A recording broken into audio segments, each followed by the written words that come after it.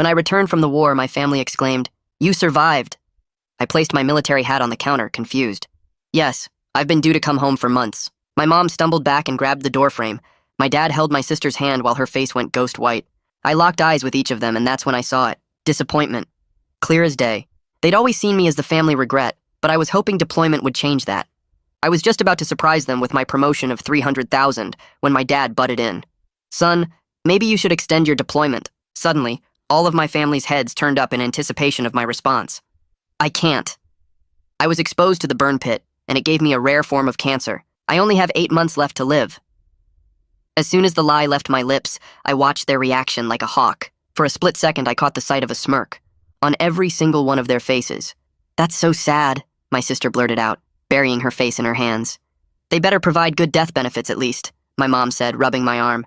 "I think they give $400K to grieving families." That night, I pretended to sleep on the couch. From the kitchen, Mom, Dad, Cecilia, and her boyfriend Pender were talking. "His insurance pays out $400,000 when he goes," Mom said. "Pender, you can finally start your business," Cecilia added. "Cecilia's wedding will be fully funded," Pender responded. I smiled silently. You see, I'd heard dozens of horror stories in the military, and I knew that the best revenge was feeding into their delusions and letting them destroy themselves. Over the next few days, I played my part perfectly. I'd stumble into walls, I'd cough blood into tissues. When Pender mentioned wanting a new truck, I made sure to wheeze. I wish I could help, but that's when Dad's eyes lit up. "Actually, son, could you sign something for us?" "Just family paperwork." I pretended my hands were too weak to read it properly, but it was a $100,000 loan against my life insurance policy. "Whatever helps the family, Dad." What they didn't realize was they'd just committed a federal crime. The real game began when Pender quit his job. He walked in carrying a cardboard box from his office. "Why work when we're rich in 5 months?" he announced, not knowing I was home. I listened as he replayed the phone call with his boss. "You lazy sack of shit. You didn't even bother checking my CV, and I faked half my degree and certifications." "Pender!" Cecilia fake scolded, giggling like a maniac. A few nights later at dinner, I decided to twist the knife. "You know," I said casually, pushing food around my plate, "the doctor said something strange today. My white blood cell count is improving. He said the cancer might not be as aggressive as—" Cecilia's fork clattered onto her plate. "What?" She cleared her throat, forcing a smile. "I mean, doctors can be wrong. Let's not get our hopes up." "Yeah," Pender added quickly. "False hope is cruel. We should prepare for the worst." I nodded slowly, but in the back of my mind I thought about how I'd already spent my $300,000 bonus. The Mercedes AMG in storage. The downtown penthouse already furnished. Every day they thought I was at treatment. I was living my actual life. It almost made me feel guilty, until it was time for the funeral planning. Mom pulled out a literal binder. "We've picked your casket," she said, showing me the cheapest option. "And Cecilia's giving your eulogy." "We told the funeral home payment in full comes from life insurance," Dad explained. He'd also cashed out his entire 401k with a 40% penalty, losing the $80,000 he'd saved for 30 years. "Smart thinking," I wheezed. Cecilia had dropped out of college in her final semester, forfeiting her degree and $60,000 in tuition. My mom had broken the apartment lease, owing $15,000 in penalties, and told her landlord to sue her because I'll be rich soon. That night I heard them on a conference call with a voice I didn't recognize. "We need another $100,000, Dad was saying. "The insurance pays out in 2 months maximum." "You understand what happens if you don't pay?" The accent was thick, and there was casino music in the background. "We'll have your money," Pender promised. "His organs are failing." My life had been reduced to collateral. The next morning, Mom handed me a coffee with shaking hands. It tasted bitter. Wrong. I pretended to drink it while she watched, then poured it out later. The residue at the bottom looked grainy. They were trying to speed things up. The next morning, I scheduled a family meeting for Sunday, saying the doctors wanted to discuss hospice options. They practically celebrated. They had no idea the funeral they'd planned wasn't mine. It was theirs. I lay on that couch for hours, staring at the ceiling and replaying every word from the kitchen. The way Mom calculated the insurance payout like she was shopping for groceries. How Pender mapped out his business plans using my death as startup capital. Cecilia giggling about wedding funds while I supposedly rotted from cancer in the next room. When morning light started filtering through the curtains, I knew I couldn't just pack my bags and disappear. They'd committed crimes, real federal offenses, and if I walked away, they'd just find another mark or keep spiraling into worse decisions. But I also knew I needed to be smart about this, not emotional. Tristan always said the difference between a good soldier and a dead one was knowing when to call for backup. I grabbed my phone and stepped outside to the back porch, dialing his number before I could talk myself out of it. He picked up on the second ring, his voice rough with sleep but instantly alert when I said I needed help. I told him everything in a rush, the fake cancer diagnosis, the insurance fraud, the loan against my policy, the way they celebrated my impending death. He didn't interrupt once, just listened to the whole story, and when I finished, there was a long silence before he spoke. "Document everything," he said. "Every conversation, every text, every piece of paper they make you sign. Stay calm. Don't let them see you're onto them, and for God's sake, don't do anything that makes you as bad as they are." His voice had that same steady quality from overseas, the tone that kept me grounded during the worst firefights. I spent the rest of the morning at the library 2 towns over, setting up a secure cloud storage account under an email they didn't know about. I uploaded every recording I'd made so far, the audio from the kitchen where they divided up my death benefits, the video of Pender bragging about his fake credentials, screenshots of text messages where Cecilia talked about wedding venues. I created folders for each family member and added timestamps and context notes for everything, making sure a prosecutor could follow the timeline without any gaps. The librarian gave me a weird look when I asked about their privacy policy for public computers, but I just smiled and said I was working on a research project. By the time I got back to the house around 1 in the afternoon, I felt like I had some control back, like I wasn't just a victim waiting for them to finish me off. Dad was waiting in the kitchen with more paperwork spread across the table, his reading glasses perched on his nose like he was doing something legitimate instead of plotting. He waved me over with a smile that didn't reach his eyes and explained he needed me to sign a medical power of attorney, just standard stuff for someone in my condition. I pulled out my phone like I was checking messages but actually started recording video, angling it so the camera caught both of us and the documents.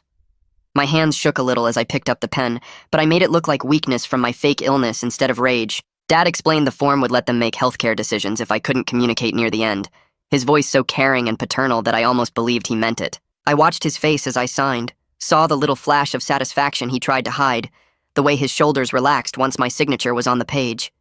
He patted my arm and said he was proud of how brave I was being, then carefully filed the document in a folder labeled with my name. That evening I heard voices from the garage and moved closer to the door, pressing my ear against the wood. Pender was on the phone with someone, his voice loud and boastful in that way drunk people get when they think they're being clever. He was talking about the new truck he'd already picked out, laughing about how he told his boss where to shove his job because his girlfriend's brother was about to make them all rich.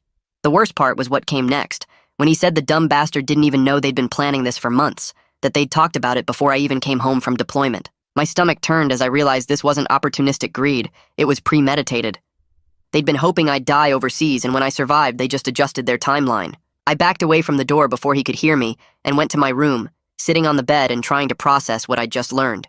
The next morning, I decided to test them, to see how committed they were to this timeline of my death. At breakfast, I mentioned casually that my doctor said something weird yesterday, that my latest blood work showed improvement in my white blood cell count. I watched Mom's coffee cup freeze halfway to her lips, saw the flash of panic cross her face before she forced it into concern. She set the cup down carefully and said, "Doctors could be wrong. That false hope was the cruelest thing, and I shouldn't get my expectations up." Cecilia jumped in quickly, agreeing that I should prepare for the worst instead of counting on some miracle that probably wouldn't happen. Their eagerness to keep me dying was so obvious it would have been funny if it wasn't terrifying. Later that afternoon, I found Mom's funeral planning binder sitting open on the kitchen table, like she'd been reviewing it and got distracted. I flipped through the pages and felt my jaw clench with each new detail. She'd picked the absolute cheapest casket option, the kind that's basically particle board with a thin veneer. The funeral home she'd chosen advertised budget packages for families on fixed incomes. There was a handwritten note in her careful script about how the life insurance would pay the funeral home directly, so they wouldn't have to front any money themselves. She'd even calculated how much they'd have left over after funeral costs, with neat columns showing the split between her, Dad, and Cecilia. That night, I was in the bathroom brushing my teeth when I heard voices in the living room, someone on speakerphone with an accent I couldn't quite place. I cracked the door open and heard Dad talking about needing more time, about how the insurance would pay out in 2 months maximum. The voice on the phone was thick and rough, maybe Eastern European, asking when they'd have the rest of the payment. There was casino noise in the background, slot machines and crowd sounds, and the voice said something about understanding what happens if they don't pay. Dad promised they'd have the money, his voice shaking in a way I'd never heard before. Pender chimed in saying my organs were failing, that it wouldn't be much longer, and I realized Dad had borrowed from someone way more dangerous than a bank. The next morning, Mom did something she'd never done in the entire time I'd been home. She made me coffee and brought it to me on the couch. She hovered while I took the first sip, watching my face with an intensity that set off every alarm bell in my head. The coffee tasted wrong, bitter in a way that had nothing to do with how it was brewed. I pretended to drink it while she stood there, making small talk about the weather and asking how I slept. The second she left the room, I got up and poured the whole cup down the kitchen sink, rinsing it carefully. At the bottom of the cup was a grainy residue that definitely wasn't coffee grounds, something that had only partially dissolved. I took a photo of it with my phone, then used a plastic bag to collect some of the residue before washing the cup. My hands were shaking as I sealed the bag and hid it in my room. I grabbed my phone and texted Tristan, my fingers fumbling on the screen. I told him I thought they were trying to speed things up, that Mom had put something in my coffee that morning. His response came back in seconds, all caps telling me to get out of that house right now and call the cops. But I texted back that I needed to see this through, needed them to incriminate themselves completely, so there was no way they could talk their way out of it when this all came crashing down. That afternoon, I drove to the public library 3 towns over where nobody would recognize me. I found a quiet corner in the legal reference section and started pulling books on criminal law. The insurance fraud statutes were clear as glass. What Dad did by taking out that loan against my policy using forged access to my account was a federal crime carrying 5 to 10 years. The attempted poisoning fell under aggravated assault in our state, prosecutable even if the victim didn't actually ingest the full dose. What really caught my attention was the conspiracy section. Everyone who knew about the plan and participated in any way could be charged as co-conspirators, which meant Mom, Dad, Cecilia, and Pender were all potentially facing serious time. I took photos of the relevant pages with my phone and made notes about which statutes applied to which actions. By the time I left the library, I had a clear picture of just how much trouble they'd created for themselves. The next morning, I drove to a hardware store 2 towns in the opposite direction. I bought 3 small recording devices that looked like normal everyday objects. One was a pen that actually wrote but had a microphone and memory card inside. Another was a phone charger that plugged into the wall and recorded everything within 15 feet. The third was a small desk clock that looked cheap, but captured both audio and video. The guy at the checkout didn't ask any questions, just rang up my purchases and wished me a good day. Back at the house, I waited until everyone was out. Dad had gone to meet with someone about money, Mom was at her sister's place, and Cecilia and Pender were apartment hunting even though they had no income. I set up the pen on the kitchen counter where they always gathered to talk. The phone charger went into an outlet in the living room behind the couch. The clock I placed on the dining room shelf where it had a clear view of the table. I tested each one with my phone app to make sure the coverage overlapped, and I wasn't leaving any blind spots in the main areas where they plotted. When I got back from testing the devices, I called a hospice organization I found online. A woman with a kind voice answered, and I explained that I'd been diagnosed with terminal cancer and wanted to discuss end-of-life planning with my family present. She connected me with a social worker named Marguerite, who asked some basic questions about my diagnosis and timeline. I told her the doctors said I had maybe 2 months left and my family was struggling with the reality of it. She said she understood, and these conversations were never easy, but having a neutral professional present often helped families communicate better. We scheduled her to come to the house Sunday at 2 in the afternoon. I made sure to mention I wanted my whole family there so we could all hear the same information and make decisions together. She said that was actually ideal and she'd bring intake forms and information packets. After I hung up, I felt the first real sense of control I'd had since this whole thing started. Sunday was going to be the day everything came out, and now I'd have a credible witness there when it happened. That night, alone in my room, I sat on the edge of my bed and stared at my hands. They looked like my hands, but I didn't quite recognize what they'd been doing lately. Setting traps, gathering evidence, manipulating my own family even if they deserved it. I wondered if I was becoming just like them, calculating and cold and willing to hurt people to get what I wanted. The thought made my stomach turn. But then I remembered their faces when I told them I was dying.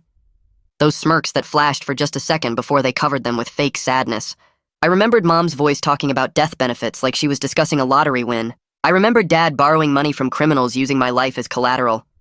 The difference was clear when I really looked at it. They were trying to profit from my death. I was trying to stop people who wanted me dead. That wasn't the same thing at all. I waited until mid-morning when the house was busy with everyone moving around to make my anonymous call. I used a burner phone I'd picked up at a convenience store and dialed the insurance company's fraud hotline. A man answered, and I told him I had information about a potentially fraudulent claim on a life insurance policy. I gave him my policy number and suggested he might want to audit the account for irregularities. I mentioned that someone had taken out a loan against the policy, and there might be misrepresentation on the application about the insured person's medical condition. He started asking for my name and contact information, but I told him I was just a concerned party who thought they should look into it. Then I hung up before he could press me further. It wasn't much, but it would get them looking at Dad's paperwork, and once they started digging, they'd find all the forged documents and false statements. The next day, I walked into the police station and asked the officer at the front desk if I could speak with a detective about a potential crime. She made a phone call, and 10 minutes later, a man in his 40s came out to the lobby. He introduced himself as Detective Morris and led me back to a small interview room with a table and 4 chairs. I sat down and told him everything. The fake cancer diagnosis, my family's reaction, the insurance fraud, the loan from dangerous people, and the coffee Mom gave me that tasted wrong. I showed him the photos of the grainy residue and explained I'd saved a sample in a sealed container. He listened without interrupting, taking notes on a yellow legal pad. When I finished, he leaned back in his chair and studied me for a long moment. Then he said he could help, but I'd need to understand this wasn't going to be simple. I'd need to wear a wire and document everything in real time. The case would be stronger if we caught them in the act of planning or attempting something, rather than just relying on past evidence. I told him I was ready to do whatever it took. That evening, I rented a storage unit across town under a fake name I'd used for my penthouse lease. I loaded my car with everything that mattered. The title to my Mercedes that was sitting in a different storage facility. My military medals in their presentation case. My actual medical records from the base hospital showing I was healthy with no cancer diagnosis. My discharge papers and promotion documentation. The folder with my real bank statement showing the $300,000 bonus. I drove it all to the storage unit and locked it away where my family couldn't get to it if things went bad. On the drive back, I memorized 3 different routes away from the house in case I needed to leave in a hurry. I programmed Detective Morris's direct number into my phone under a fake name. I mapped out where the nearest police station was and how long it would take to get there from different locations. I wasn't taking any chances that they might try something before Sunday. The next morning, the hospice intake call happened right on schedule. I gathered everyone in the living room and put Marguerite on speakerphone. She introduced herself and explained she'd be coming by Sunday to do a full assessment and discuss care options. She asked some questions about my current condition and symptoms. Mom's voice broke at exactly the right moment when she described how hard it was watching me decline. Cecilia talked about wanting to cherish our remaining time together and make sure I was comfortable. Dad asked practical questions about pain management that made him sound like a caring father instead of someone counting down days until a payout. Pender even chimed in about how the whole family was committed to supporting me through this difficult time. They performed grief so perfectly, it would have fooled anyone who didn't know the truth. Marguerite said she was impressed by how involved and supportive they all were, that many families struggled to face these conversations. After the call ended, they all looked relieved, like they'd passed some kind of test. I waited until everyone dispersed to different parts of the house before I made my move. I'd printed out forms from a legal template website the night before. Official-looking documents with the header, Accelerated Death Benefit Application, across the top. These were real forms that some insurance companies use to let terminally ill people access part of their death benefit early. I filled in most of the fields but left the signature line blank. Then I put everything in a folder and left it on the dining room table where someone would definitely find it. I positioned one of my hidden cameras to capture the table from the perfect angle. If anyone tried to forge my signature, I'd have it on video. The bait was set. That afternoon, Mom came to me with a concerned expression and said she wanted to help organize my medications since I had so many bottles, and it must be confusing to keep track of everything. I watched her hands carefully as she lined up all the pill bottles on the kitchen counter. She sorted them by type and time of day, making neat little rows and explaining her system. When she stepped away to get a notepad, I quickly pulled out my phone and photographed everything. The bottle labels, the dosages, the pill counts. I zoomed in on each bottle to get clear images of exactly how many pills were inside. If any went missing or got swapped with something else, I'd have proof of what they were supposed to be. Mom came back and finished her organizing, writing out a schedule for when I should take each medication. She seemed genuinely pleased with herself, like she was doing something helpful. I thanked her and told her it really did make things easier. She squeezed my shoulder and said that's what family does. They take care of each other. The words would have been touching if I didn't know what she'd already tried to put in my coffee. 2 days later, I was in the kitchen making breakfast when I heard Dad get the mail. He came back inside holding a thick envelope with the insurance company logo on it. I watched from around the corner as he opened it and started reading. His face went from confused to pale to red in about 10 seconds. He called for Mom and Cecilia, and they gathered around the dining table while I stayed back where they couldn't see me. Dad read the letter out loud and his voice was shaking. The insurance company was flagging the policy for audit. All benefit access was frozen pending investigation. They had questions about the loan application and needed to verify medical information. The explosion was instant and beautiful. Dad started yelling about timing and how this was going to ruin everything. Mom was crying and saying they'd already spent money they didn't have. Cecilia turned on Pender and blamed him for pushing Dad to take out the loan so fast. Pender fired back that it was her idea to speed things up in the first place. They went back and forth for 20 minutes, each one blaming someone else, while I stood there recording every word on my phone. When they finally calmed down enough to think straight, Dad said he'd call the insurance company and straighten it out. Mom said they needed to be careful what they said, because audits meant they were looking for fraud. That night at dinner, everyone was tense and quiet. Dad kept checking his phone like he was waiting for something important. We were halfway through the meal when his phone rang. He looked at the number and his whole body went stiff. He put it on speaker and set it on the table. I was in the living room, but I could hear everything perfectly. The voice on the other end had a thick accent, and there was casino noise in the background. The man asked where his money was. Dad tried to explain about the insurance audit and how it was just a delay. The voice cut him off and said he wanted $50,000 by next week. Dad stammered something about needing more time. The man's voice got cold and said if he didn't have the money by next Friday, they would start taking payment in other ways. Dad promised the insurance money was coming soon, just a small delay. Everything would be fine. The man hung up without saying goodbye. I watched Dad's hands shake as he picked up his phone. Mom asked who that was and Dad just shook his head. The next morning I came downstairs and found everyone at the breakfast table. I sat down and mentioned casually that I had a doctor appointment yesterday. They all looked up at me. I said my oncologist mentioned something interesting about a new clinical trial. The trial was for my type of cancer, and it might extend my timeline by 6 months or more. Maybe even a year if it worked really well. I watched their faces carefully. Mom was the first to speak. She said clinical trials were risky and often gave false hope. Dad agreed and said experimental treatment might make my remaining time miserable instead of peaceful. Cecilia jumped in saying I should focus on quality of life, not quantity. Pender added that trials were just guinea pig experiments and most of them failed anyway. They all talked over each other trying to convince me not to do it. I let them go on for a few minutes before I said I'd think about it. The relief on their faces was obvious. After breakfast, I grabbed the sealed container with the coffee residue and drove across town to a medical lab. I explained to the technician that I suspected someone was drugging me and needed the residue tested. She looked concerned and asked if I was in immediate danger. I told her I was safe for now, but needed proof of what was in the coffee. She said they could run a full toxicology screen. I mentioned that Detective Morris had sent over a chain of custody form. She pulled it up on her computer and nodded. The form would make sure the results could be used as evidence if this went to court. She labeled the container and gave me a receipt. She said results would take 3 to 5 business days. That afternoon, my phone rang and it was Tristan. He didn't waste time with small talk. He said I needed to hire a lawyer before this went any further. I started to argue, but he cut me off. He said even though I was the victim here, my own lying about being sick could create legal problems. I might need someone protecting my interests too.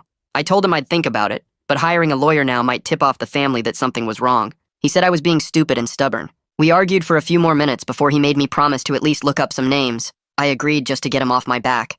That evening, Mom found me in my room and said she wanted to help me keep track of my medications.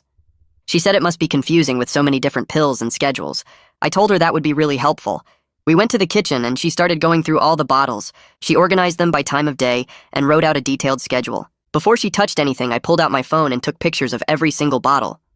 I zoomed in on the labels and made sure I could see the pill counts clearly. When Mom stepped away to get a pen, I took more pictures. After she finished organizing everything, I thanked her and said it really did make things easier. When she left the room, I took another complete set of pictures. I checked each bottle against images online to make sure the pills inside matched what the labels said. Everything looked normal so far, but I wasn't taking any chances.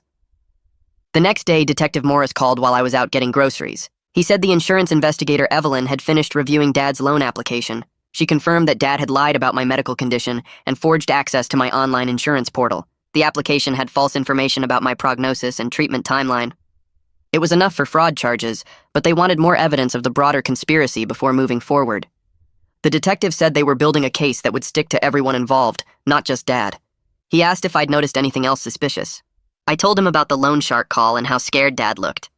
He said that was good information and to keep documenting everything. He explained they'd logged the coffee sample and were tracking whether anyone in my family had purchased sedatives or other substances. He wanted to know if I'd seen anyone going to pharmacies or making suspicious purchases. I realized I hadn't been paying close enough attention to their daily movements. I'd been so focused on recording their conversations that I missed the physical evidence trail. He told me to start watching where they went and what they bought. 2 days before Sunday, a black car pulled up outside our house. A man in an expensive suit got out and walked toward the door. Dad was in the living room, and when he looked out the window, his face went completely white. He told us all to stay inside and went out to the porch. I moved to a window where I could see without being obvious. The man was talking, and Dad was nodding and pulling out his wallet. Dad handed over some cash, but based on the man's angry hand gestures, it wasn't enough. The conversation got heated, and the man poked Dad in the chest a few times. After the man left, Dad stood on the porch for a long time just staring at nothing. When he came back inside, he looked like he'd aged 10 years. His hands were shaking and there was sweat on his forehead even though it wasn't hot outside. That afternoon, I decided to push things further. I was in the kitchen getting water when I let my knees buckle and fell to the floor. I made sure to gasp like I couldn't breathe properly. I kept my eyes half closed so I could see their reactions. The family rushed over and surrounded me. Through my eyelashes, I watched their faces. Pender muttered something under his breath that sounded like finally. Cecilia hissed at him to shut up. Mom's voice was cold and calculating when she asked if they should call for help or just wait and see. Dad said to give it a minute and see if I came around on my own. They stood there watching me struggle to breathe for what felt like forever. Finally, Mom told Cecilia to get me some water. I let my breathing slowly return to normal and opened my eyes fully. They all rushed to help me up and asked what happened. I said I just felt dizzy all of a sudden, Mom said it was probably the cancer progressing and I should rest more. They helped me to the couch and brought me water and pillows. The whole time they were playing concerned family, I was thinking about what I'd just heard them say when they thought I was unconscious. The next morning, my phone rang early, and I saw Detective Morris's number on the screen. I stepped outside to the back porch where nobody could hear me. He got straight to the point about the coffee sample I'd given him. The lab found crushed sleeping pills in the residue, enough to cause serious problems if I'd been taking other medications, or if my body was actually weak from illness like they thought. He said it was solid evidence of attempted poisoning, and combined with the insurance fraud, they were building a strong case against the whole family. But he needed Sunday's meeting to happen so they could catch everyone together with witnesses present who could testify about what they saw and heard. I told him I understood and asked what I should do until then. He said to act normal, keep documenting anything suspicious, and stay safe. By midday, I got a call from Evelyn at the insurance company. She'd been digging through their systems and found the access logs for my policy portal. Dad's laptop showed up in the records with timestamps proving he logged in pretending to be me. He'd submitted the loan application himself and attached forged medical papers that made my condition sound worse than I'd even claimed it was. She said the fraud was clear as day, and she was working with Detective Morris to have everything ready for Sunday's confrontation.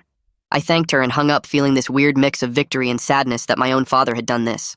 Later that afternoon, I was checking my phone when I walked past the family computer in the den.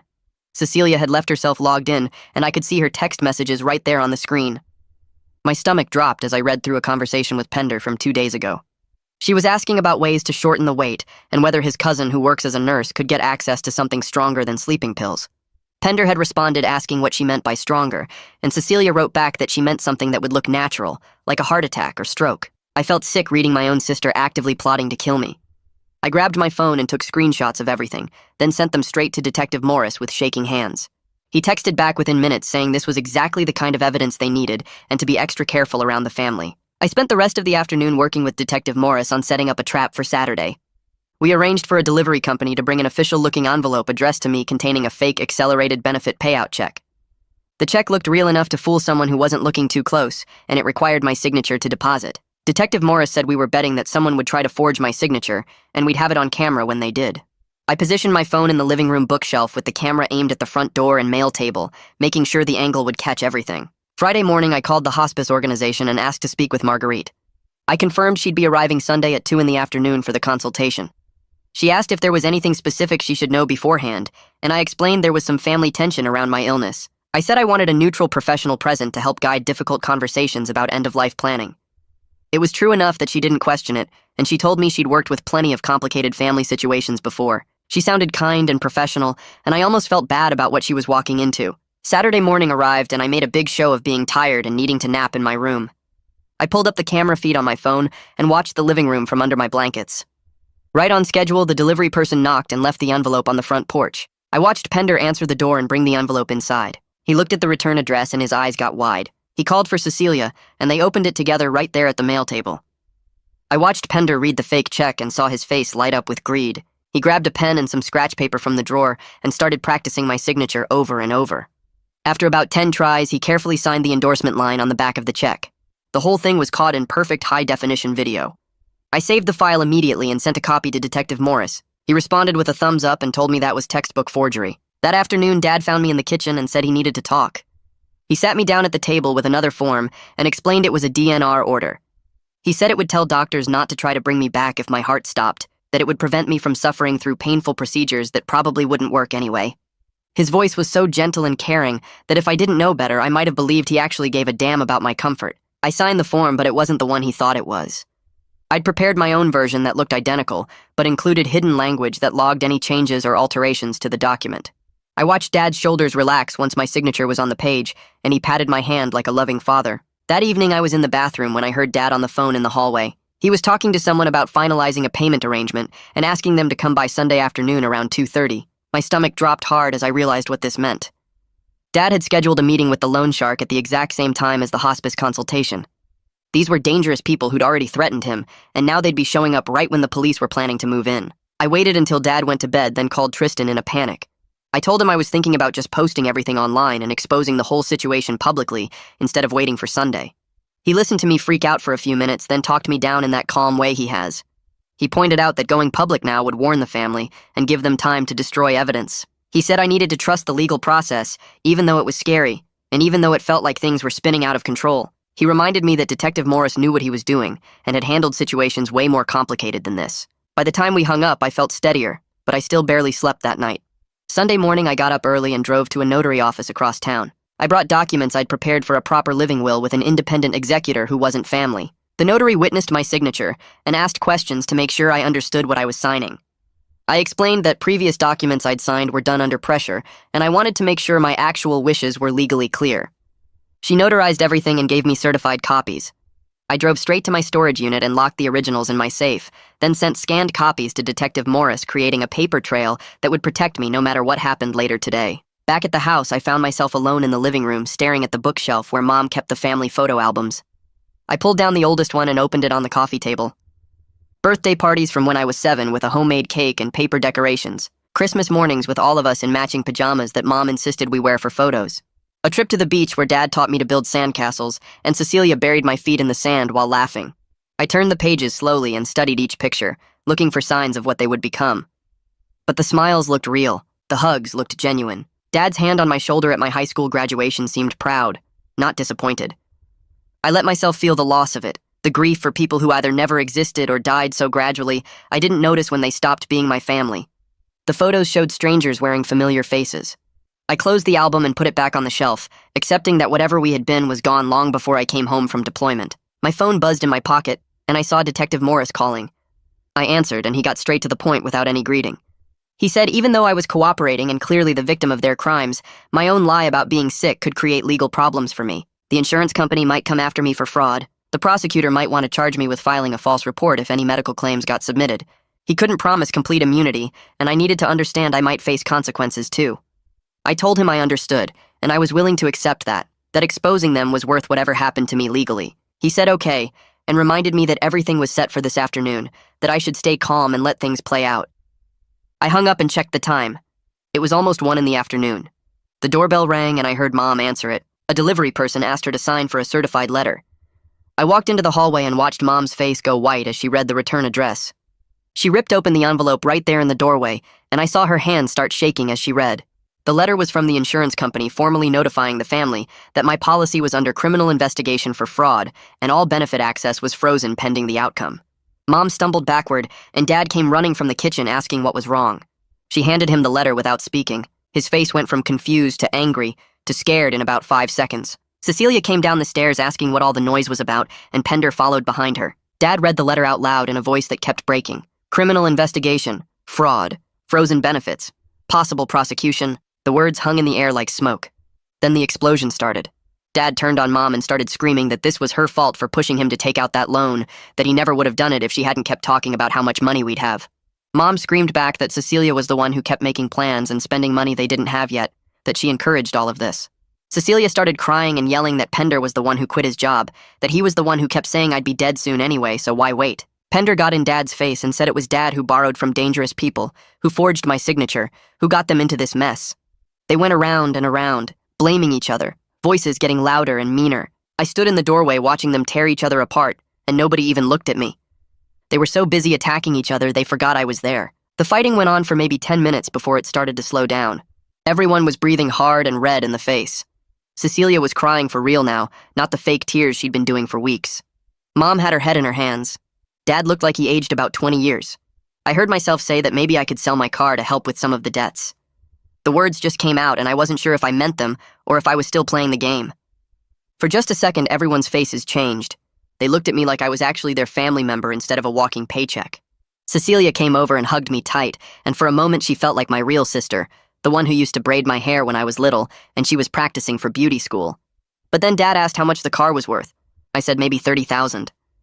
I watched him do the math in his head, calculating whether that was enough to cover what they owed. His face fell when he realized it wasn't even close. Mom asked if I had anything else to sell. Pender suggested I could cash out my military retirement early. The moment died as fast as it came, and they were back to seeing me as an asset to liquidate. I said I needed to go lie down before the hospice person arrived at 2. I told them I was feeling weak and needed to rest. They barely acknowledged me as I walked toward my room. I grabbed my keys and wallet from the dresser and slipped out the back door while they were still in the living room, arguing in lower voices.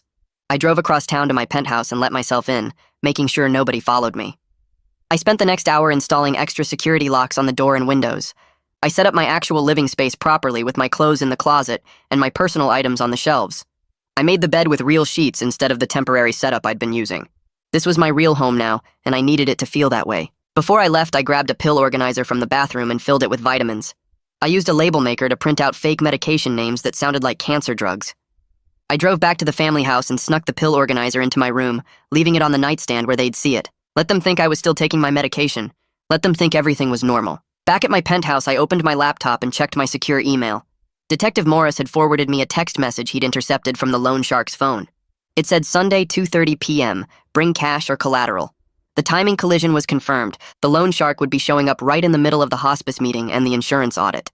Detective Morris added a note at the bottom saying they'd have units ready to handle multiple situations at the same time, that I shouldn't worry about the dangerous people showing up because they'd be dealt with. I closed the laptop and felt my heart pounding. This was really happening. Everything was coming together in a few hours. I picked up my phone and called the hospice social worker. She answered on the second ring, and I told her my name and reminded her about the 2 o'clock appointment. I said I wanted to give her a heads up that the family meeting might be tense, that there were some financial problems adding stress to everything. She said she appreciated the warning and that she'd worked with families in crisis before. She said her job was to keep the conversation helpful and make sure everyone felt heard. I thanked her and hung up feeling slightly better knowing she was prepared. My phone rang again almost immediately. It was the insurance investigator calling to confirm her arrival time. She said she'd be at the house at 2:15 to conduct her audit interview with Dad, which meant she'd walk in right when the hospice meeting was starting. I told her that was fine and gave her the address again to make sure she had it right. She said she was looking forward to getting to the bottom of this situation and that fraud cases like this were taken very seriously by her company. I could hear the steel in her voice and I knew Dad was in for a rough time. She hung up and I sat there in my penthouse looking out the window at the city below. The convergence of official witnesses was coming together exactly as planned. Detective Morris and his team watching from outside. The hospice social worker asking questions. The insurance investigator conducting her audit. The loan shark showing up demanding payment. All of it happening at the same time in the same place with my family at the center. That evening, I set up my phone on a tripod and started recording a video. I looked at the camera and began talking, explaining everything from the beginning. I said I lied about being sick because I saw disappointment on their faces when I came home alive. I described overhearing them plan how to spend my death benefits. I talked about the loan Dad took out and the fake credentials Pender bragged about and the college degree Cecilia threw away. I explained about the coffee Mom tried to poison me with and the funeral they planned with the cheapest casket. I was honest about my own lies and manipulation, about how I fed into their plans and documented everything. I said I wasn't trying to paint myself as a perfect victim or some kind of hero. I admitted the moral complexity of what I'd done, how I'd deceived them even though they were trying to kill me. I talked about the gray areas and the questions I still had about whether I'd become as bad as they were. The video ran for almost 30 minutes, and by the end my voice was rough and my eyes were burning. I stopped recording and saved the file to 3 different locations.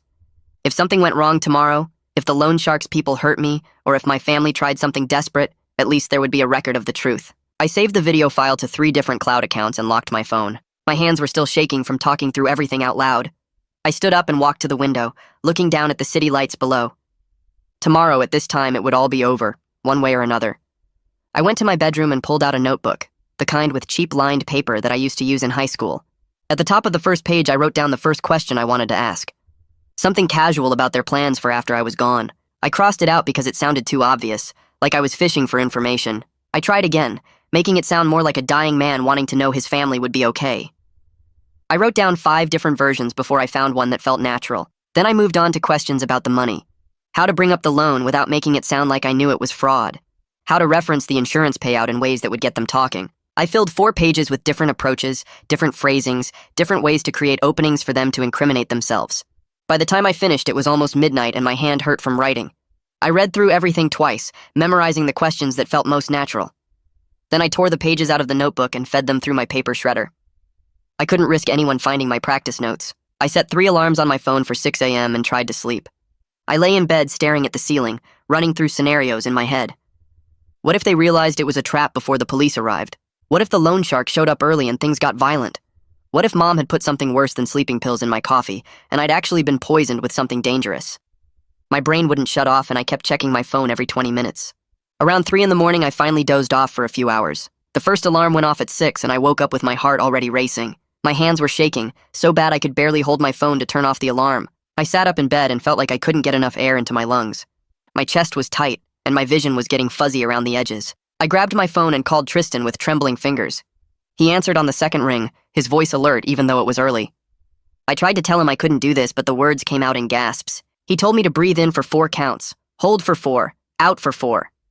I followed his instructions, and after a few minutes, my vision cleared. He reminded me that I was doing this to protect myself, that my family had tried to poison me, that their choices created this situation. He said I was brave for standing up to them instead of just running away. He told me to take a shower and get dressed and call him back if I needed to. I thanked him and hung up.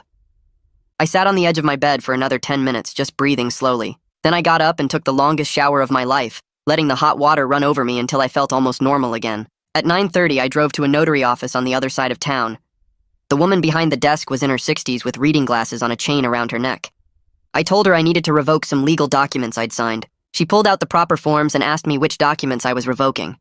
I explained about the power of attorney papers my dad had me sign, the medical decision-making authority, all of it. She typed up the revocation paperwork and had me sign in 3 places while she watched. Then she stamped everything with her official seal and made certified copies.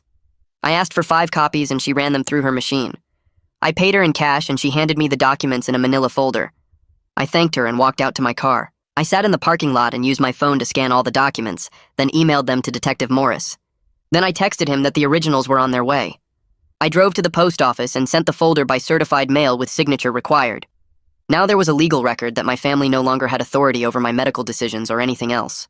I got back to the family house at 11:45. My stomach was doing flips, but I walked through the front door like everything was normal. Mom was in the kitchen making lunch and asked if I wanted anything. I told her I wasn't hungry.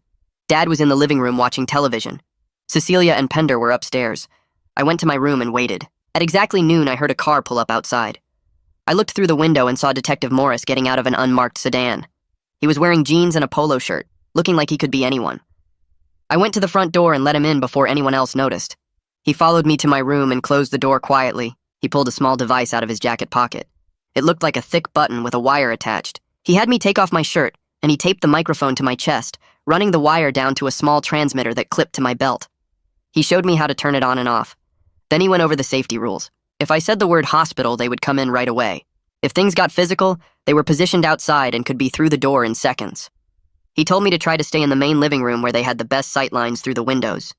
He asked if I understood, and I nodded. He tested the microphone by having me count to 10 while he listened on his earpiece. Then he put his hand on my shoulder and told me I was doing the right thing. He left through the back door and I watched him walk casually down the alley to where his team was set up. At 1:30, I told my family that the hospice worker would be here at 2. Mom immediately started tidying up the living room. Dad changed into a nicer shirt. Cecilia came downstairs with red eyes like she'd been crying on purpose. Pender was wearing a tie which I'd never seen before.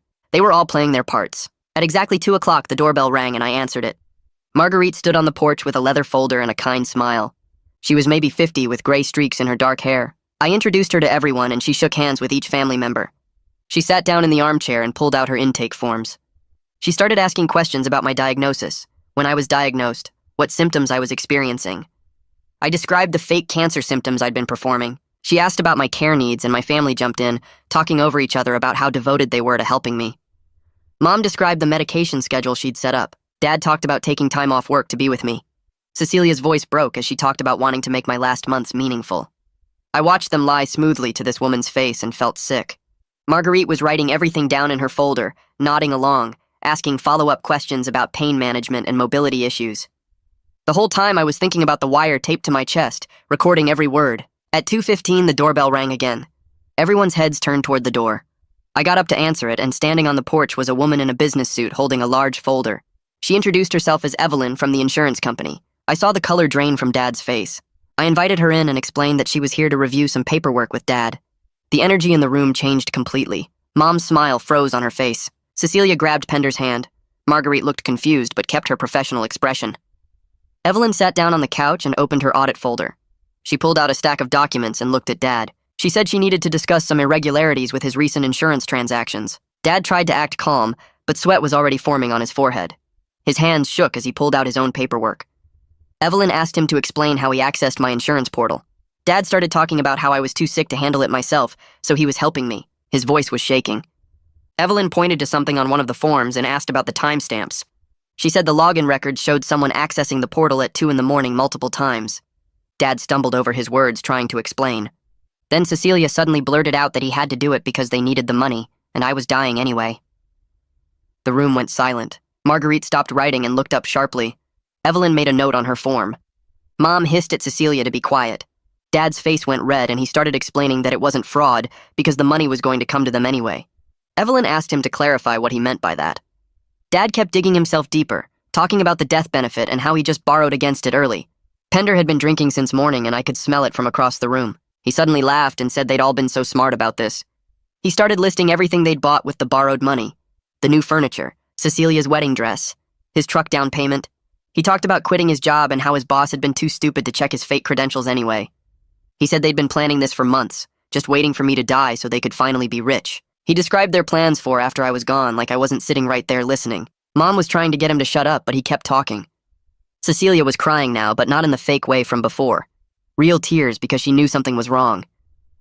Pender kept going, talking about how they'd already spent the money in their heads, how they'd divided it up, how they'd even joked about ways to speed things along. Marguerite asked Mom about my medication management. Her voice was careful now, professional but cold. Mom got defensive immediately. She said she was just trying to help me rest. She said she'd been putting something in my coffee to help me sleep through the pain. She said it was just to make me comfortable. Marguerite's face went completely still. She wrote something on her form with very precise handwriting. She asked what specifically Mom had been putting in the coffee. Mom said just some sleeping pills, nothing dangerous. Marguerite asked how many pills and how often. Mom's voice got higher as she tried to explain that it was fine, that she was just being a good mother. Evelyn was writing everything down now, too. The whole room felt like it was holding its breath. The front door opened and Detective Morris walked in with 3 uniformed officers behind him. They moved with calm authority, spreading out into the room. One officer went to Dad. Another went to Mom. The third stood by Pender. Detective Morris identified himself and said they were separating everyone for questioning. Mom started crying and asking what was happening. Dad's face went gray. Cecilia looked at me, and I saw the exact moment she understood. Her eyes went wide and her mouth opened. She said my name like a question. Pender tried to stand up, but the officer put a hand on his shoulder. Detective Morris explained that they were investigating insurance fraud, identity theft, and attempted poisoning. He said everyone needed to come down to the station. Mom screamed that this was a mistake. Dad just sat there staring at nothing. Cecilia kept looking at me with this expression of complete shock. Then her face changed. The shock turned to anger, and then to something like hate. She realized I'd set this up, that I'd planned this whole thing, that the dying son they'd been celebrating was never actually sick. Pender started yelling about his rights. Mom was sobbing. Dad finally looked at me and I saw everything in his eyes.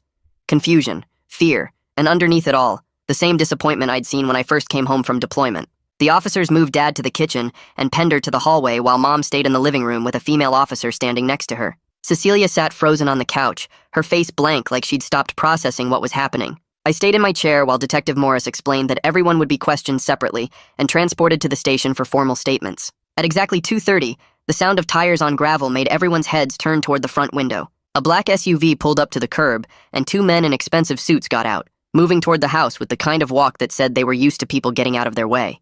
The uniformed officers at the door intercepted them at the end of the driveway before they could reach the porch. I watched through the window as one officer asked for identification, and the taller man in the dark suit pulled out a wallet. The officer's posture changed immediately and he reached for his radio.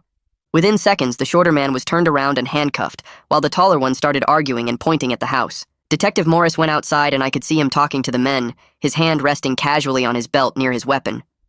The loan sharks my family owed money to were being arrested right there in front of the house, one of them apparently having an outstanding warrant that showed up when they ran his information. The dangerous creditor problem that had been hanging over everything was suddenly being handled by the legal system instead of threatening my family anymore. Mom started crying harder when she saw the men in handcuffs, probably realizing that her escape plan of using insurance money to pay off the debt was completely gone now. Over the next 2 hours, the house transformed into something that looked like a crime scene from a TV show. Evidence technicians arrived with cameras and collection kits, photographing everything and bagging items in clear plastic with labels and tags. They took the pill bottles from the kitchen counter, documenting each one with photos before sealing them. The coffee cup I'd saved with the grainy residue got special attention, carefully packaged with chain of custody forms that Detective Morris explained would track it all the way to the lab and back. They found my hidden recording devices, the pen and phone charger and clock that had been capturing conversations for days, and instead of being mad about it, the detective actually nodded approvingly and said it showed good thinking. The forged insurance documents that Dad had gotten me to sign were photographed in place and then collected as evidence of fraud. My fake medical records that I'd created to support the cancer lie were also taken, which made my stomach twist, because those proved I'd been lying too. Marguerite sat at the dining room table with an officer, giving her statement about what she'd witnessed during the intake meeting. She described Mom's admission about putting something in my coffee and how defensive she'd gotten when questioned about medication management. Evelyn was in Dad's home office with another officer, going through the computer and pointing out the fraudulent insurance portal access and forged documents she'd discovered during her audit. Both women had gone from being neutral professionals doing their jobs to being key witnesses in a criminal case, and I felt bad that my family drama had pulled them into this mess. Detective Morris drove me to the police station in his unmarked car while the evidence technicians finished processing the house. The station was busy with afternoon shift change, officers coming and going and people sitting in plastic chairs waiting to file reports or see someone in custody. He took me to a small interview room with a table and chairs and a camera mounted in the corner, the kind of room I'd seen in every cop show but never thought I'd actually be sitting in. I gave my full statement starting from the moment I came home from deployment and saw the disappointment on their faces. I explained the lie about having terminal cancer and how I'd watched them celebrate the news and start spending money they didn't have. I described the loan Dad took out against my life insurance and how Pender quit his job and Cecilia dropped out of school. I admitted to faking symptoms and stumbling into walls and coughing fake blood into tissues to make them believe I was getting sicker. I told him about the coffee that tasted wrong and the grainy residue I'd saved and how I'd heard them planning to speed things up. I explained setting up the Sunday meeting with the hospice worker and the insurance investigator as a trap to expose them with witnesses present. Detective Morris listened without interrupting, taking notes and occasionally asking clarifying questions about dates and times. When I finished, he leaned back in his chair and told me I needed to get my own lawyer because even though I was clearly the victim of attempted poisoning and fraud, my own deception about being terminally ill could create legal complications.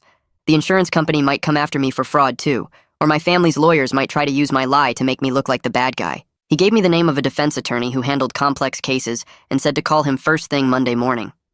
By evening, the arrests started happening in waves as the investigation moved forward. Mom was booked on attempted poisoning charges, and the judge denied bail because the prosecutor argued she was a flight risk and potentially dangerous. She'd tried to kill her own son for insurance money, and the evidence of the drugged coffee plus her recorded statements made it a strong case. Dad got charged with insurance fraud and identity theft for the forged documents and illegal portal access, but he made bail with a bond that he somehow arranged through his brother. Cecilia and Pender were brought in for questioning about conspiracy. Both of them asked what they knew about the plans to speed up my death and whether they'd participated in any way. The text messages Cecilia had sent about finding ways to shorten the wait were shown to her during the interview. Pender's recorded statements about me being a dumb bastard who was about to make them rich were played back to him. Neither of them got arrested that night, but they were told not to leave town and to expect charges to be filed. Restraining orders were issued keeping all four of them away from me, with specific instructions that they couldn't contact me directly or through other people or even through social media. I was given copies of the protective orders, and Detective Morris explained that if any of them violated the terms, they'd be arrested immediately. Walking out of the police station that night, I felt strange and empty, like I'd been carrying something heavy for so long that now without it, I didn't know how to stand up straight. Over the next few days, my phone became unusable from all the calls and texts coming in from extended family members. Aunts and uncles and cousins I barely talked to were suddenly demanding to know what happened and why my parents were being arrested. Some of them had heard from Mom's side that I was a liar who faked cancer to set up my own family. Others had heard from Dad's brother that my parents were monsters who tried to kill me for money. Most of them were just confused and angry that private family business had turned into a criminal case with lawyers and courts involved. My phone buzzed constantly with messages asking for my side of the story, or telling me I was wrong, or saying they always knew something was off about our family. A few cousins sent supportive messages saying they believed me and asking if I needed anything. My dad's sister called me a manipulative psychopath who destroyed the family for attention. My mom's brother said he always knew my parents were capable of something like this. The family group chat that usually shared holiday photos and birthday wishes turned into a war zone of accusations and defenses and people taking sides. I stopped reading the messages after the first day because every notification made my chest tight and my hands shake. I turned off my phone and left it in a drawer, checking it once a day for messages from Detective Morris or my new lawyer, but ignoring everything else. The bail and arraignment hearings happened over the following week, and I had to attend some of them as a witness and victim. Dad made bail with money borrowed from his brother, walking out of the courthouse in the same clothes he'd been wearing when they arrested him. Mom's hearing was different because the prosecutor brought photos of the drugged coffee residue and played recordings of her talking about helping me rest through the pain. The judge looked at the evidence and listened to the prosecutor explain that Mom had access to medications and had already tried once to poison me. He denied bail and remanded her to custody pending trial, which meant she'd stay in jail until the case was resolved. Mom cried and her public defender argued that she wasn't a danger, but the judge said attempted murder of a family member showed a willingness to harm that made her too risky to release. Watching her be led away in handcuffs made me feel sick, even though I knew she'd literally tried to kill me. Cecilia's arraignment came a few days later, and she was charged with conspiracy to commit fraud and conspiracy to commit assault. Pender got similar charges plus his own fraud charges related to the fake credentials he'd bragged about. Both of them made bail and walked out looking smaller and older than they had a week ago. The judge issued protective orders preventing any of them from contacting me directly or through intermediaries and warned them that violation would result in immediate arrest and bail revocation. The insurance company froze the entire policy and sent a letter saying all claims were suspended pending the outcome of the criminal investigation.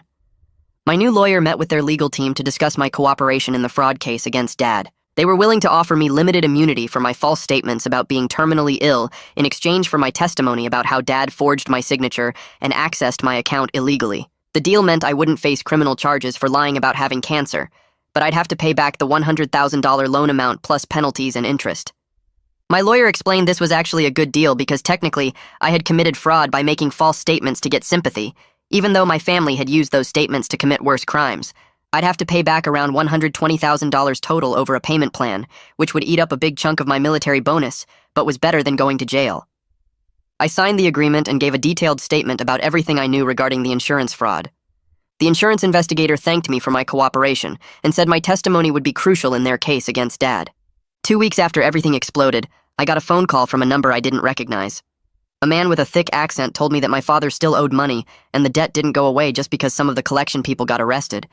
He said I could help the family by paying what was owed, and when I said I wasn't paying anything, he told me I should think carefully about my decision. I recorded the call and sent it immediately to Detective Morris, who called me back within an hour. He said they were building a case against the entire lending operation, and these kinds of threats were actually helpful evidence. But in the meantime, the danger hadn't completely disappeared. He advised me to vary my routes and times, to be aware of my surroundings, and to call 911 immediately if I saw anything suspicious.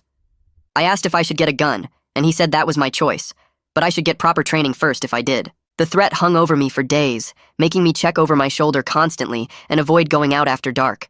I installed extra locks on my penthouse door and got a security camera for the hallway.